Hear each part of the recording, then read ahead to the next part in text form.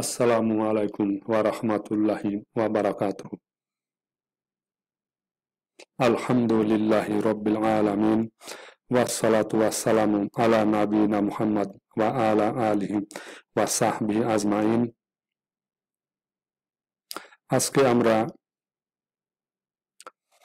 জানব ইসলামে প্রতিবেশীদের মধ্যে একে অপরের প্রতি কি কি অধিকার বা হক রয়েছে। এই প্রতিবেশীদের অধিকার সম্পর্কে আতা আল খুরাসানিকে জিজ্ঞেস করা হয়েছিল। উত্তরে তিনি বলেন যে, যদি তোমার প্রতিবেশী তোমার কাছে সাহায্য চায় তবে তাকে সাহায্য করবে। যদি তোমার প্রতিবেশী তোমার কাছে কোনো কিছু ধার বা কর্জ চায় তবে তুমি তাকে কর্জ দেবে। যদি তোমার প্রতিবেশী গরিব হয়ে যায় তবে তুমি তোমার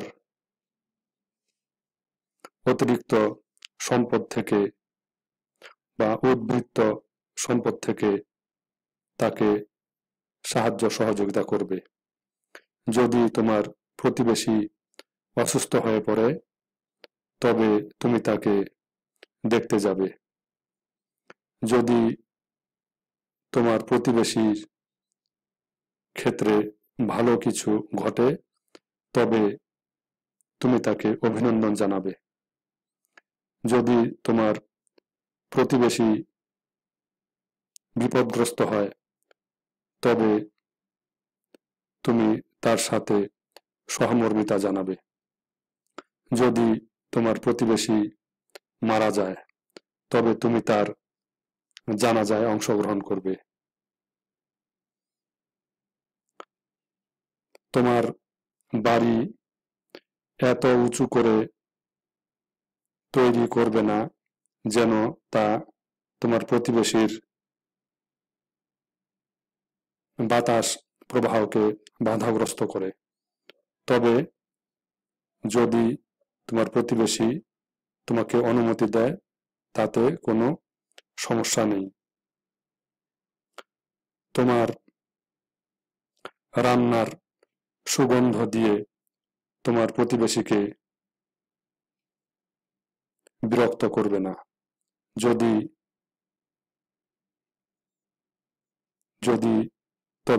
তুমি তাকে তোমার রান্না করা খাবার দিতে চাও তবে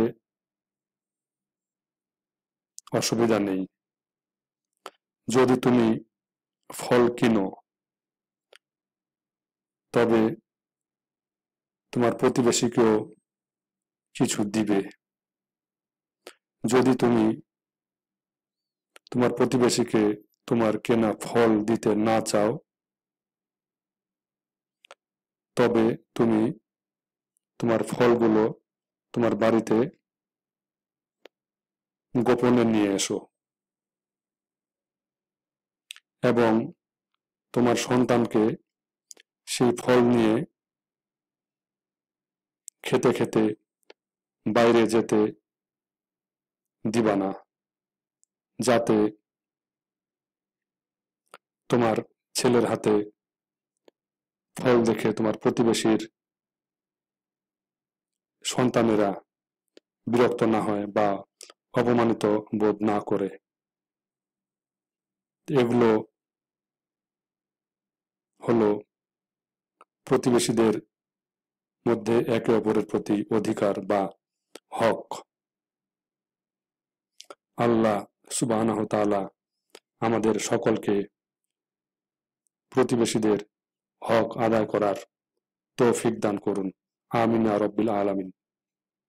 সুবহানাকা আল্লাহুম্মা ওয়া বিহামদিকা আশহাদু আল্লা ইলাহা ইল্লা আনতা আস্তাগফিরুকা ওয়া আতুবু ইলাইক। আসসালামু আলাইকুম ওয়া রাহমাতুল্লাহি ওয়া বারাকাতুহু।